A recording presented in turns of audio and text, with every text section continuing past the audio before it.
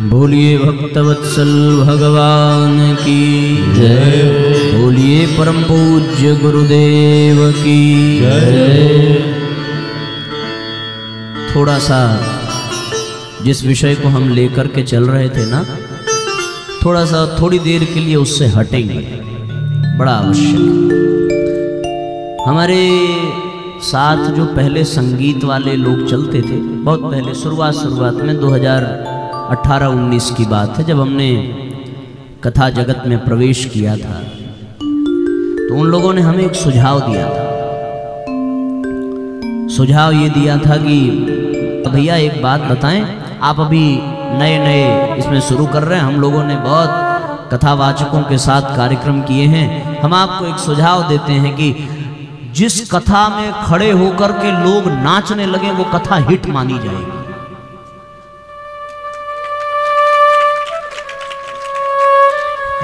तो हमने उनसे एक बात कही कि भाई देखो, ऐसा है कि हम ऐसी कथा करेंगे नहीं कि कोई नाचे।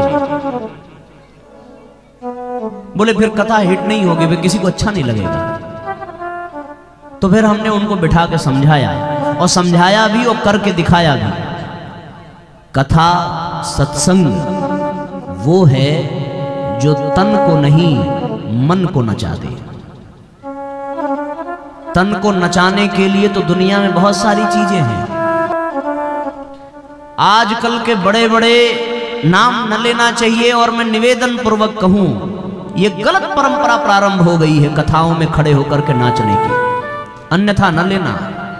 बहुत गलत परंपरा है ये, इसकी जितनी निंदा की जाए उतनी कम है, ये जान लीजिए। अब क्षमा करना, किसी के हृदय को ठेस पहुंचाने का उद्देश्य नहीं है, पर विषय क्या था, चली जा रही है उम्र धीरे धीरे, ये नाचने का विषय है। आंख से आंसू निकलने चाहिए। उम्र बीत गई, अभी तक भगवान के दर्शन न हुए। कहां से इसमें नाचने का भाव आया? पता है कहां से आया? परंपरा ये चल पड़ी है, आग लगी है हर जगह। टीवी में कथा हो रही है तो सब नाच रहे हैं, कृष्ण भगवान को लेकर के डलिया में खूब नचा रहे हैं। क्या है ये समझदारों का लक्षण है? ये समझदारों का लक्षण नहीं है, ये पढ़े लिखों का लक्षण नहीं है। नाचना है तो शादी का समय चल रहा है, जाइए खूब नाचिए, कोई रोकने वाला नहीं है। यहां गंभीर विषय पर चर्चा के लिए बुलाया गया है।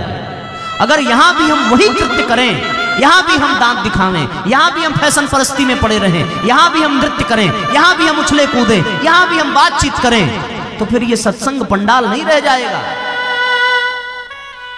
फिर ये आडंबर का खेल बन जाएगा। परम पूज्य गुरुदेव ने खुला विरोध किया है इसका। कथाएं नाचने के लिए नहीं है, बल्कि जीवन भर जो नाचते रहे हो उस नाच को शांत करने के लिए कथा है। कथा में ऐसे सूत्र मिलते हैं कि हम अपने नाच कूद को बंद करें और एक जगह स्थिर हो जाएं, एक जगह एकाग्र हो जाएं। पर हमने उद्देश्य बदल दिया। इसमें दोष हम लोगों का नहीं है, दोष उन लोगों का है जिन्होंने इन परंपराओं को प्रश्रय दिया है। दोष उनका है। वो खड़े, हमने तो एक कथावाचक के मुंह से ये सुना कि जो कथा में खड़े होकर के नाचे उसको 84 लाख योनियों में नाचना नहीं पड़ेगा। ये भैया ये समस्या है। उन्होंने ये कहा 84 लाख योनियों में नाचना नहीं पड़ेगा। कहां से ये तर्कवान बात है ना? माताओं चिंतन करो जरा, हमें स्वीकार होगा, लेकिन इसकी गंभीरता को समझिए।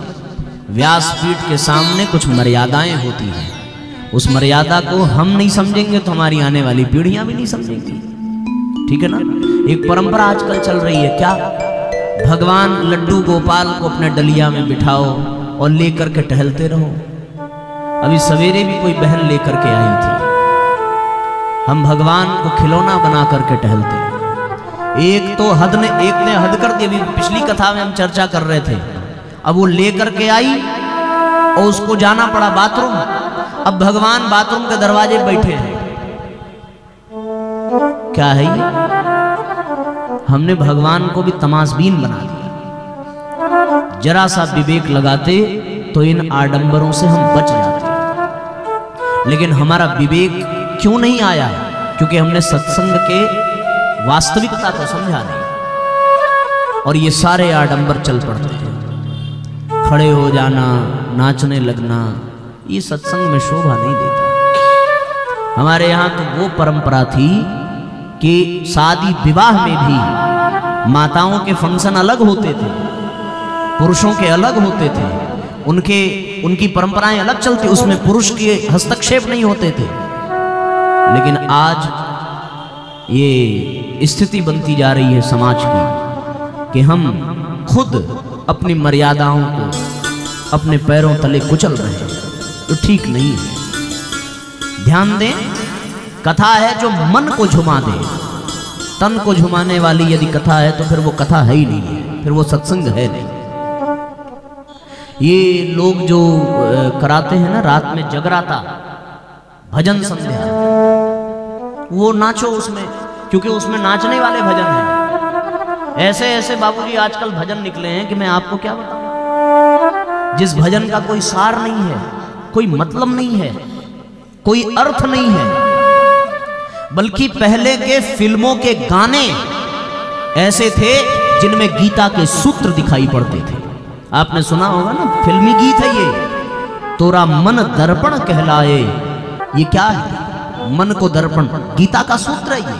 पहले के फिल्मी गानों में ये दृश्य, ऐसे भजन मिल जाते थे।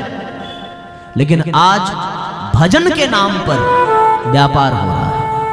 आज वो भजन नहीं ऐसे होते, हम ऐसे ऐसे भजन गाते हैं। अभी हम लोग प्रतापगढ़ में थे, वहाँ एक कलश यात्रा निकली, और कौन सा भजन एक गाया मुझे तो याद भी नहीं रहता। हम लोग तो कभी ऐसा न सुनते न सुनना पसंद। हाँ, एक भजन गाया कि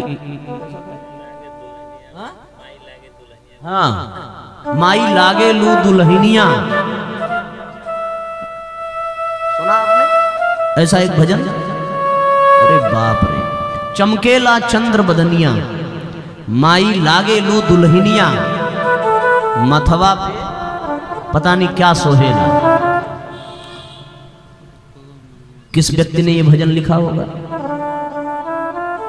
जो अपनी मां के बदन का गुणगान कर रहा है, जो अपनी मां को दुल्हन की दृष्टि से देख रहा है। भाव तो यही है ना, गलत तो नहीं है। शब्द जो कह रहा है, शब्द के पीछे भाव क्या है? चमकेला चंद्र बदनिया, माई लागे लो दुल्हनिया। जितने बच्चे बैठे हैं, क्या किसी ने अपनी मां से ये कहा होगा? जिस दिन ये भजन पहली बार बजा था, यदि उसी दिन इसका विरोध किया गया होता तो ये समाज में कभी आगे न बढ़ता। ये कष्ट की बात है। हमारा समाज, हमारी आने वाली पीढ़ी इसी वजह से भटक रही है, और भटकाने के जिम्मेदार कौन है? हम स्वयं।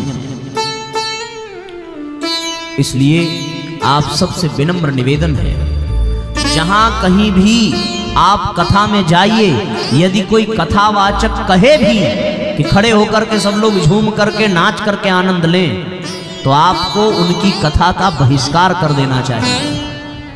कथा नचाने के लिए नहीं है, यहां नाचने वालों की जरूरत नहीं पड़ती। कथा जरूरत पड़ती उनकी जो गंभीरता से उनके सूत्रों को सुने। मैं दावे के साथ कह सकता हूं, मैंने परसों जो कथा में कहा था, मुझे पूरा याद है, आपको एकदम नहीं याद होगा। कल जो बात कही गई थी, आप उसमें से बहुत सारी बात भूल गए होंगे। क्यों? क्योंकि जो गंभीरता, जो एकाग्रता, जो तन्मयता चाहिए, वो नहीं नहीं है हमारी कथा में। बस हर साल की तरह 4 दिन का ये आयोजन भी हो जाएगा, काम कुछ बनने वाला नहीं है। आज हम ताली बजा रहे हैं, कल लोग हम पे ताली बजाएंगे, कहेंगे भैया 17 साल से करा रहे हो, कुछ परिवर्तन दिखा क्या? आप भी तो वैसे ही रह गए, क्या फायदा मिला? कोई मतलब नहीं। इसलिए जग जाइए। जो परंपराएं चल पड़ी हैं, कुपरंपराएं, गुरुदेव ने सूत्र दिया, परंपराओं की तुलना में विवेक को महत्व दीजिए।